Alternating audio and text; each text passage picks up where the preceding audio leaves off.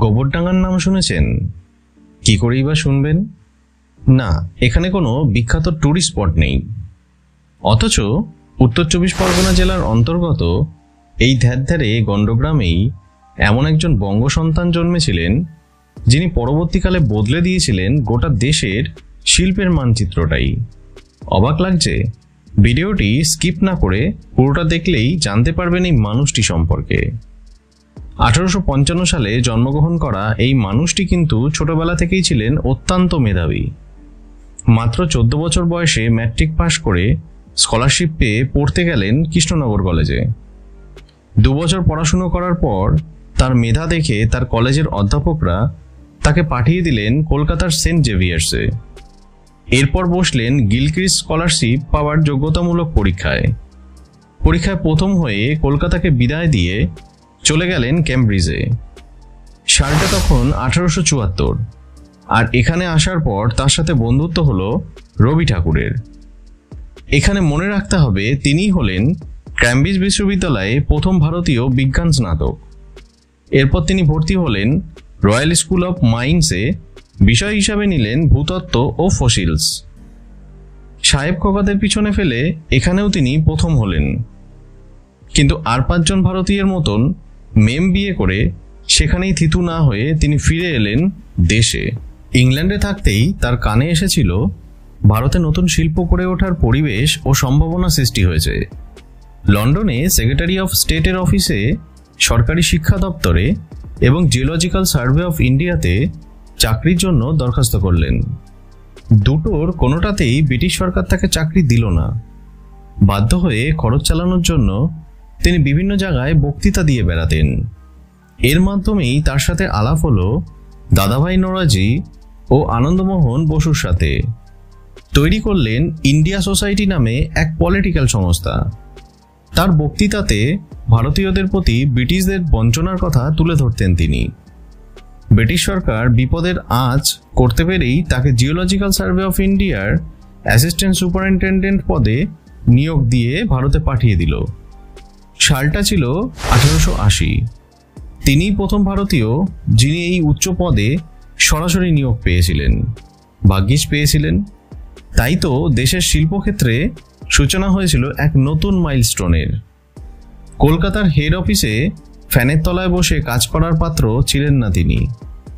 পরবর্তীতে 5 বছরের মধ্যেই মধ্যপ্রদেশের দল্লি রাজহারায় মাটির নিচে তিনি খুঁজে বের করলেন বিশাল লৌহ আকরিকের খনি।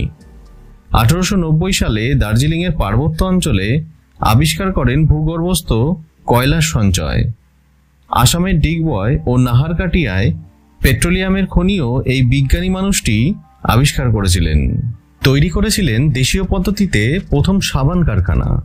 কিন্তু যে আবিষ্কারের জন্য তিনি আজও স্মরণীয় হয়ে আছেন তা ঘটল 1903 সালে, সরকারি চাকরি থেকে অবসর গ্রহণের পর। তৎকালীন ময়ূরভঞ্জ রাজ্যের বাঙালি দেওয়ান মোহিনীমোহন ধর তার কাছে খনিজ পদার্থ পাওয়ার সম্ভাবনা জরিপ করার প্রস্তাব নিয়ে আসেন। খাতায় কলমে উল্লেখ থাকলেও বাস্তবে ওই রাজ্যে কোনোদিন জরিপ কার্য হয়নি। জাতীয়তাবাদী চিন্তাধারায় উদ্বুদ্ধ মানুষটি ওই বয়সেও রাজি হয়ে যান এবং কাজ শুরু করেন।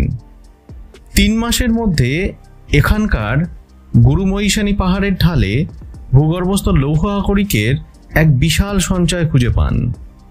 নিজের নোটবুকে তিনি লিখেছিলেন, আমি জানি না এখানে সঞ্চয়ের মোট পরিমাণটা কত, কিন্তু আমার বিশ্বাস এটা একরকম অফুরন্ত এবং বেশ কয়েকটা আধুনিক ফার্নেসকে এই খনি অনির্দিষ্ট কালের জন্য অবিরাম যোগান দিতে পারে। তার অনুমান ভুল ছিল না। আজও উড়িষ্যায় এই খনি থেকে দেশের সবচেয়ে বেশি আকরিক লোহা উত্তোলিত হয়। 24 ফেব্রুয়ারি 1904 আকরিকের এই সঞ্চয়ের কথা জানিয়ে ভূতাত্ত্বিক এই মানুষটি চিঠি লিখলেন দেশীয় শিল্পপতি জামশেদজি টাটাকে। মূলত তারই আগ্রহে এই খনি অঞ্চলের কাছাকাছি সাকাচিতে টাটা স্থাপন করল দেশের প্রথম লৌহ ইস্পাত কারখানা।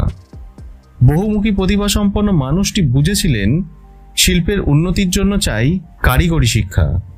তাই তো তিনি স্থাপন করলেন বেঙ্গল টেকনিক্যাল ইনস্টিটিউট, যা কিনা পরে নাম বদলে হয় যাদবপুর বিশ্ববিদ্যালয়। কাজের চাপে অবশ্য সামাজিক কর্তব্য করতে ভুলে যাননি। বিয়ে করেছিলেন প্রখ্যাত ঐতিহাসিক ও সিভিলিয়ান রমেশচন্দ্র দত্তের কন্যা কমলাকে। তাদের পুত্র মধু কিন্তু বাবার পদাঙ্ক অনুসরণ করেননি। বাংলা চলচ্চিত্র জগতের এই উজ্জ্বল নক্ষত্র বিয়ে করেন কেশব সেনের নাতনি সাধনাকে। মধু সাধনা জুটির বহু হিট সিনেমা আজও বাঙালি স্মৃতিতে উজ্জ্বল। চিনতে পারলেন ইনাকে?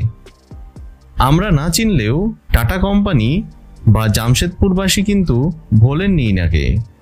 প্রতি বছর ধুমধাম করে পালিত হয় ইনার জন্মদিন।